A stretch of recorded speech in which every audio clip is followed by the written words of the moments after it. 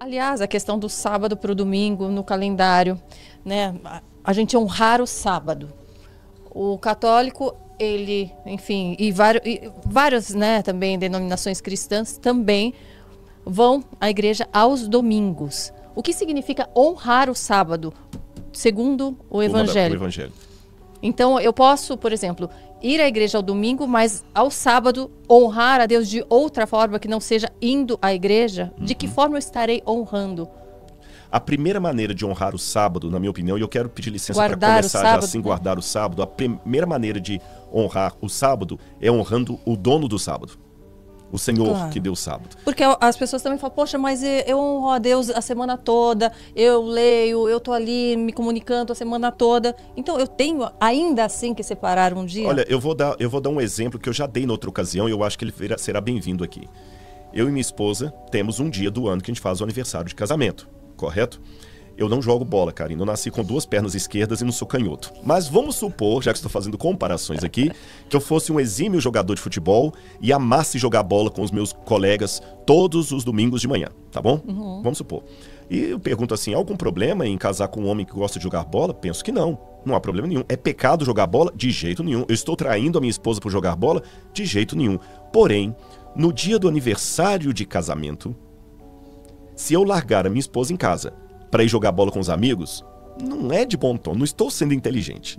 Ou seja, naquele dia, eu não vou amá-la só no dia do aniversário de casamento, tá certo? Eu não vou fazer aquilo por causa dela. Pelo contrário, aquele dia é um dia especial, em que eu vou pedir licença à turma. Galera, esse domingo eu não vou aparecer aí no campo, não contem comigo, coloquem outro zagueiro, porque esse é o dia de eu comemorar com a minha esposa.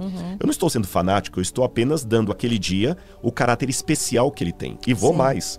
Esse dia, eu não amo a minha esposa só no dia do aniversário de casamento. E vou mais.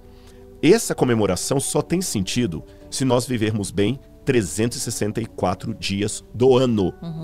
Aí aquele último dia que eu formo 365, ele tem sentido porque eu tenho o que comemorar.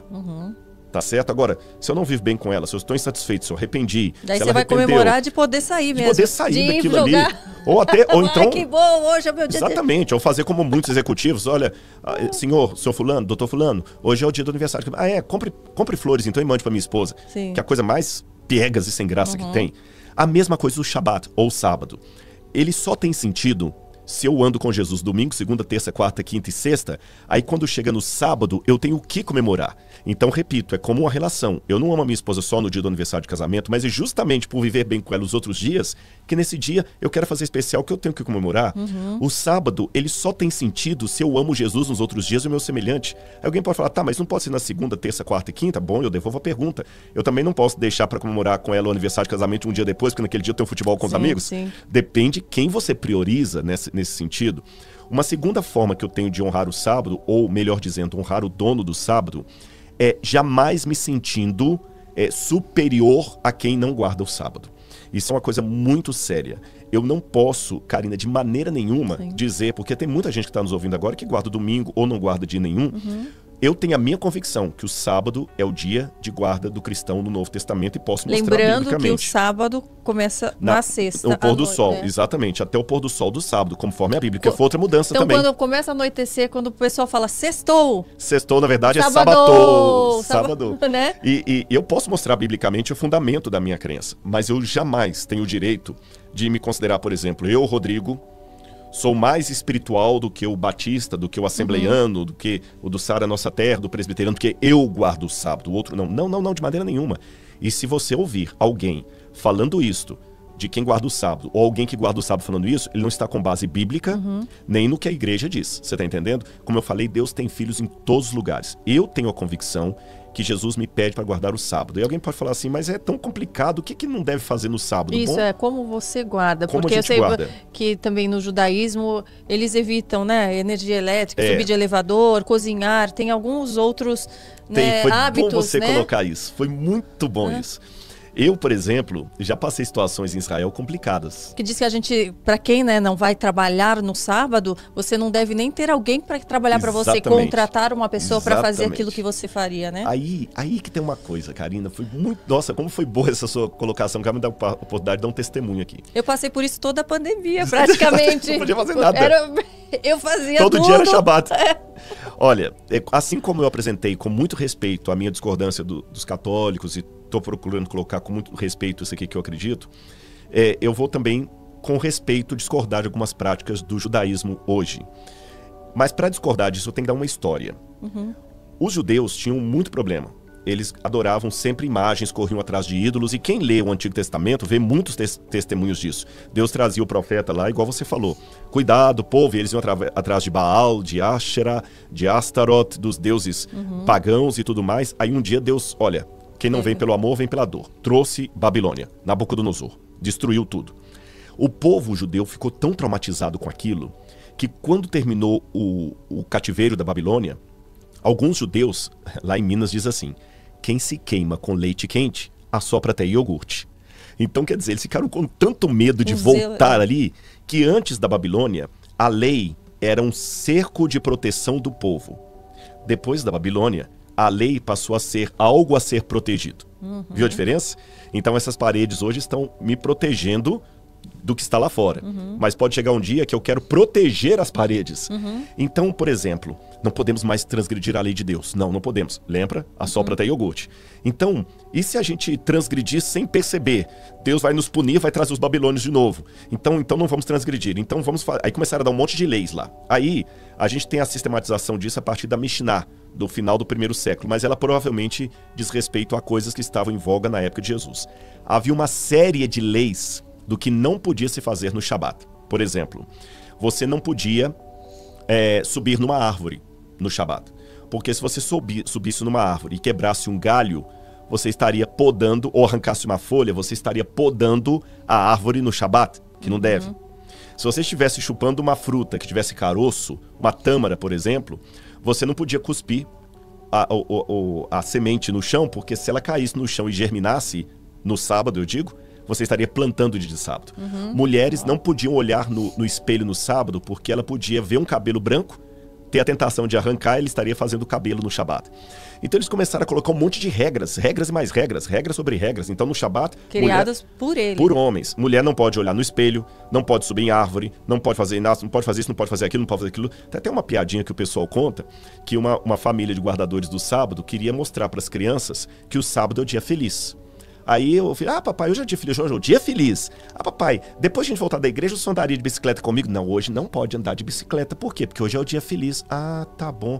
Papai, o senhor pode brincar comigo? Não, hoje não pode brincar, porque hoje é o dia feliz. Quando dava 11 horas, me perguntava assim, papai, falta muito para acabar o dia feliz?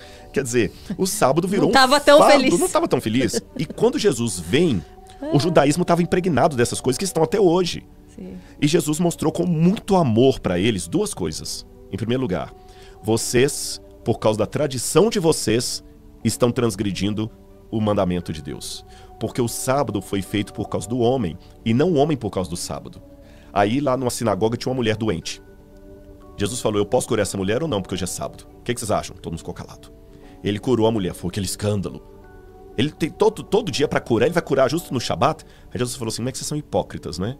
Se um boi de vocês, que é propriedade, cair no buraco dia de sábado, você vai lá tirar o animal para não perder dinheiro. Mas eu não posso no sábado tirar essa filha de Abraão do buraco só porque é sábado? Vocês esquecem. Eu não quero misericórdia, quero e não sacrifícios. Então Jesus mostrou que o sábado não pode ser um fardo.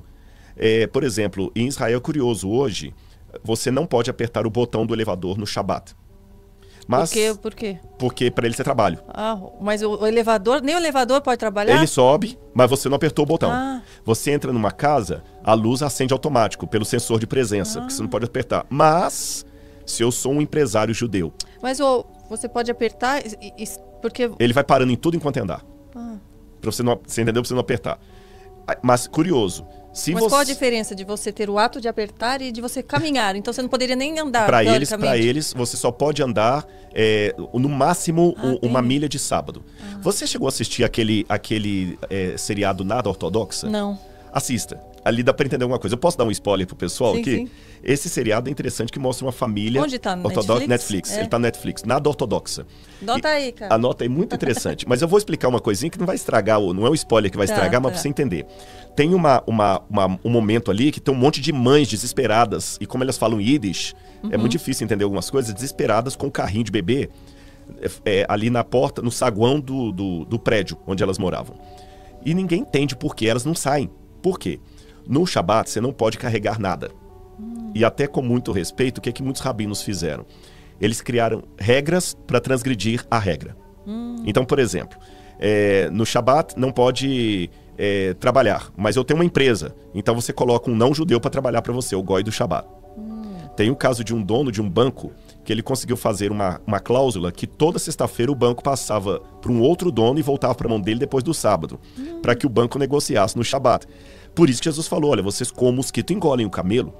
Aí nesse cena do lado nada ortodoxa, por que elas estavam desesperadas? Os rabinos decidiram assim, bom, não pode carregar nada no Shabat, mas as mães têm que levar o carrinho de bebê para a sinagoga. Então como é que elas fazem para empurrar o carrinho no Shabat se não podem? Aí os rabinos colocaram, bom, então é simples.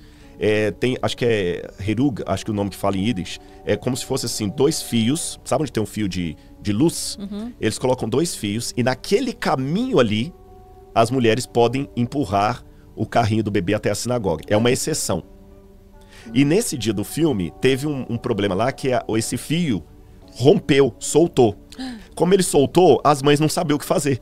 Entendi. Você entendeu? Então tem uma série de coisas que alguns rabinos vão criando.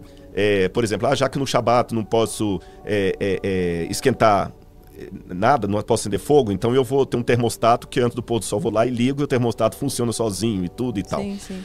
Eu respeito, mas olhando o Shabat pela ótica de Jesus, Jesus criou a coisa mais leve. O que é o Shabat para mim? É aquele dia em que eu dedico mais à família, ao próximo, a Deus. É lógico que eu tenho que dedicar isso todos os dias, mas imagine alguém que trabalha numa situação caótica todos os dias. Somente hoje, que muitos pais não têm tempo para os filhos. No Shabat, desculpa, olha, hoje eu não vou atender esse telefone, não vou ao escritório, hoje é o dia para Deus e para a família. Vou cultuar a Deus, eu vou ensinar para o meu filho que aqui nós estamos comemorando o fato que a terra tem um Criador e que esse Criador um dia morreu na cruz do Calvário e no Shabat ele descansou no pó da terra para ressuscitar no domingo. E levar os filhos para o campo e tudo mais. Agora, é claro que no sábado nós não vivemos numa sociedade perfeita. Há certos serviços que não tem como deixar de ser feitos. Por exemplo, um médico. Como é que um médico pode guardar o sábado? É simples. Se ele é uma cirurgia, é uma situação de emergência, como a mulher Jesus curou, ele vai atender no sábado. Agora, se ele é um médico, um cirurgião plástico, não é nada de vida ou morte, ele pode marcar essa cirurgia para outro dia. Aí alguém pode falar, tá, Rodrigo, mas um médico é fácil, uma empregada doméstica, precisa tudo mais e tudo. Eu digo para você apenas uma coisa.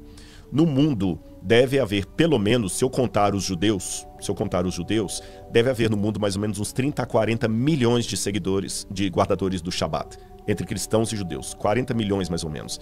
E dentre esses 40 milhões você tem empregada doméstica, você tem office boy, você tem motoboy, tem motorista de Uber, você tem empresário, você tem intelectual, tem professores, e todo mundo deu um jeito, fez a sua faculdade. E Deus nos dá provas. E eu já vi muitas situações em que Deus abre portas pra gente. Eu vou contar só um exemplo.